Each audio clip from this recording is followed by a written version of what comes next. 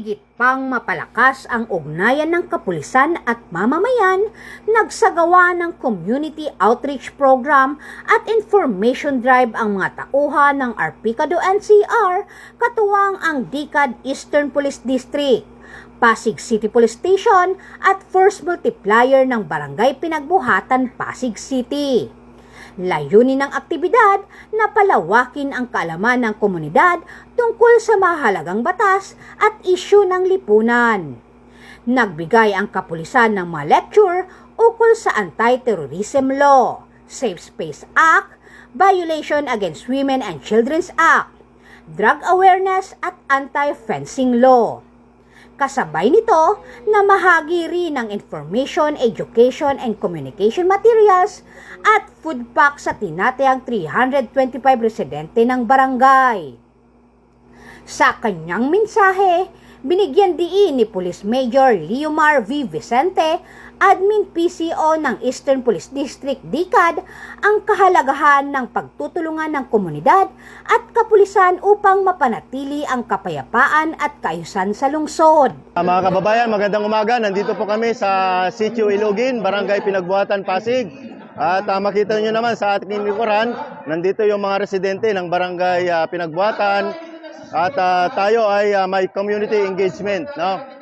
Tayo ay kasalukuyang nagbibigay ng awareness lecture para sa ating mga kababayan tungkol sa BAUSI, anti-bastos law, anti-illegal drugs, terrorism, at mga lecture na pwede na lang pakinabangan para hindi sila maging biktima o kaya maging violator ng batas, no? So maganda itong activity na to kasi dito natin nakakausap ang mga komunidad at mabigyan natin sila ng kaalaman tungkol sa mga batas na dapat nilang isaalang-alang, no? Ang mga ganitong activity ay nakapagbibigay ng magandang epekto sa komunidad para maging lalong peaceful ang ating nasasakupan. Nagpahayag din ng pasasalamat si Kagawad Archie Lucas sa mga kapulisan at iba pang ahensya na naging katuwang sa nasabing programa. Nagpapasalamat po kami sa pamumuno ng aming Kapitan Robin Salandanan. Nagpapasalamat po kami sa Arpicado at dahil napili kami na isa sa benepisyaro ng inyong programa. Gayon din po sa mga kapulisan natin sa Pasig at sa mga Force Multiplier at sa mga tumulong po dito na maging maayos at maging maganda po yung ating programa. Muli po, mula po sa Barangay Council ng Pinagbuhatan, nagpapasalamat po kami sa kapulisan natin sa pagbisita po sa aming barangay. Nagbahagi rin ng mensahe si Ginang Leonisa Masangkay,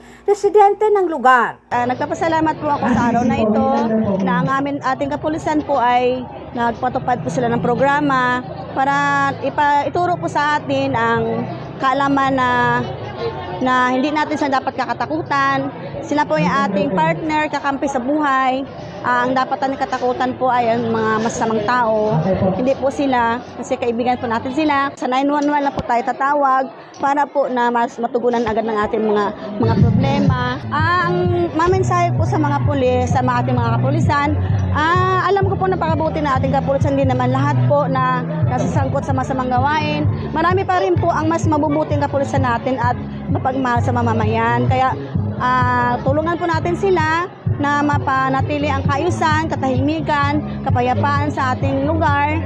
Dahil sila lang po ang ating malalapitan at makakatulong po sa atin. Kaya maraming salamat po sa araw na ito na nandito po sila at marami po kami natutunan sa kanila. At Ginang Monet Balmos, miyembro ng Force Multiplier, ng kanilang suporta at pasasalamat sa proyektong hatid ng kapulisan. Nagpapasalamat pa ako sa mga kapulisan ng Pasig, sa region, sa pagpunta po sa lugar namin sa Barangay Ilugin at pamimigay po ng mga food pack sa mga kababayan natin dito sa Ilugin, sa Pinagbuhatan po. Maraming salamat po sa mga kapulisan natin, lalo na po sa kay Police Colonel Elmo Guevara, kay Police Major Vicente, sa Police Captain Rizal Guevara po. Sa buong kapulisan po, maraming salamat. Sa halip na makilahok sa mga kilos protesta na maaring magdulot ng kaguluhan, hinihikayat ng mga otoridad ang publiko na makipagtulungan at magtiwala sa pamahalaan. Anila, ang tunay na kaunlaran ay mas madaling makamtan kung ang bawat isa ay magiging katuwang sa pagpapanatili ng kapayapaan at kaayusan sa komunidad.